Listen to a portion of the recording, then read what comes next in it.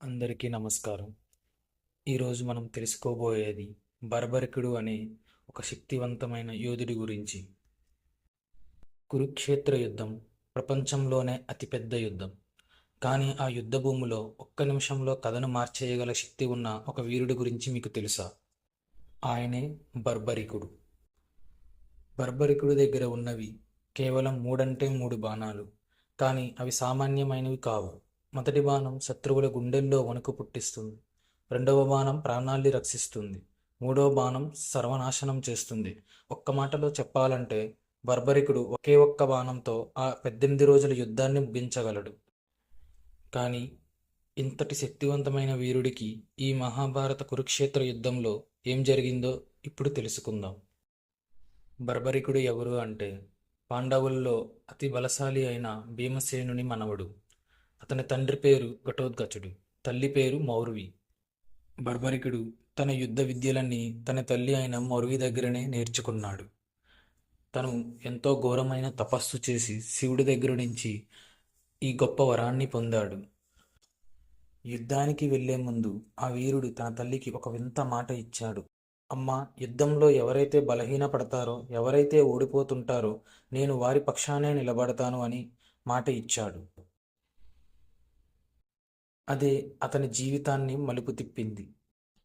అమ్మ, కురుక్షేత్ర రణక్షేత్రం సిద్ధమయ్యింది. అన్యాయానికి ధర్మానికి మధ్య మహాసంగ్రామం జరగబోతుంది. నా తండ్రి ఘటోత్కచుడు, తాత భీమసేనుడు పాండవుల పక్షాన పోరాడుతున్నారు. నేను కూడా ఆ యుద్ధభూమికి వెళ్ళి నా శక్తిని నిరూపించుకోవాలని అనుకుంటున్నాను. నన్ను ఆశీర్వదించు తల్లి. అప్పుడు మౌర్వి ఇలా అన్నది బార్బరికుడితో. నాయనా బార్బరిక, నువ్వు సామాన్య వీరుడివి కావు. శివయ్యేమిచ్చి నీకు అజేయమైన బాణాలను ఇచ్చాడు. నీ శక్తితో నువ్వు ఒక్క రోజుల్లో యుద్ధాన్ని ముగించగలవు. కానీ నాకు ఒక్క మాట ఇవ్వు. చెప్పమ్మా, నీ మాట నాకు వేదంతో సమానం. నీ ఆజ్ఞ ఏంటి? నాయనా, యుద్ధంలో గెలిచేవాడికి ఎవరైనా సాయం చేస్తారు. కానీ ధర్మస్మృతుడైన వీరుడు ఎప్పుడూ ఓడిపోయే వారికి అండగా ఉండాలి. అందుకే నువ్వు యుద్ధానికి వెళితే అక్కడ ఎవరైతే ఓడిపోతుంటారో, ఎవరైతే బలహీనంగా మారుతారో వారి పక్షాన నిలబడి నువ్వు పోరాడాలి. ఇదే నా కోరిక. తప్పకుండా అమ్మా, నీ మాటే నా శాసనం. నేను నీకు ప్రమాణం చేస్తున్నాను. యుద్ధ భూమిలో అడుగుపెట్టిన తర్వాత ఏ పక్షమైతే బలహీనంగా మారుతుందో వారికే నా బాణాలు రక్షణగా నిలుస్తాయి. బలహీనపడిన వారికి గెలిపించే బాధ్యత నాది. ఈ సంభాషణ వల్లే బర్బరికుడు కృష్ణుడి దృష్టిలో పడతాడు. ఎందుకంటే బర్బరికుడు ఇచ్చిన ఈ మాట ప్రకారమే అతను కౌరవులు ఓడిపోతుంటే వారి పక్షానికి వెళ్ళాలి. దీనివల్ల యుద్ధం ఎప్పటికీ ముగియదు. ఇది అంతా తెలుసుకున్న శ్రీకృష్ణుడు ఒక బ్రాహ్మణ రూపంలో బర్బరికుడి దగ్గరికి వస్తాడు.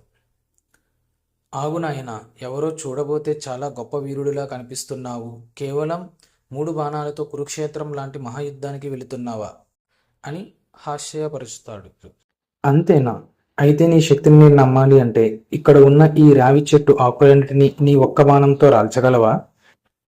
అప్పుడు బర్బరికుడు తనకున్న శక్తితో తన కళ్ళు మూసుకొని ధ్యానించి బాణం వదులుతాడు. ఆ బాణం ప్రతి ఆకును మార్పు చేస్తుంది. అప్పుడు కృష్ణుడు రహస్యంగా ఒక ఆకును తన పాదం కింద దాచుకుంటాడు.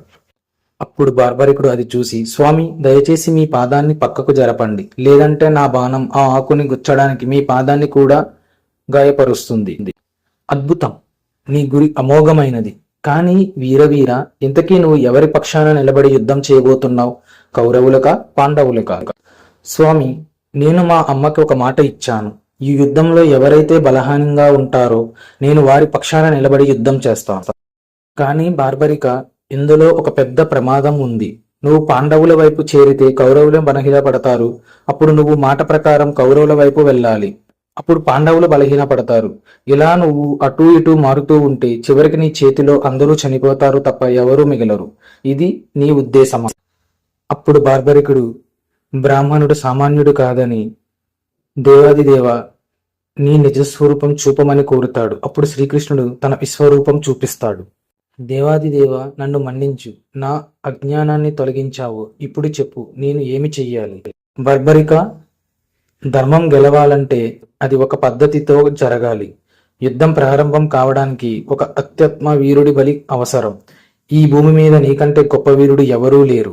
నీ శిరస్సును నాకు దానంగా ఇవ్వగలవా? మాధవ, నా ప్రాణం నీకే అంకితం.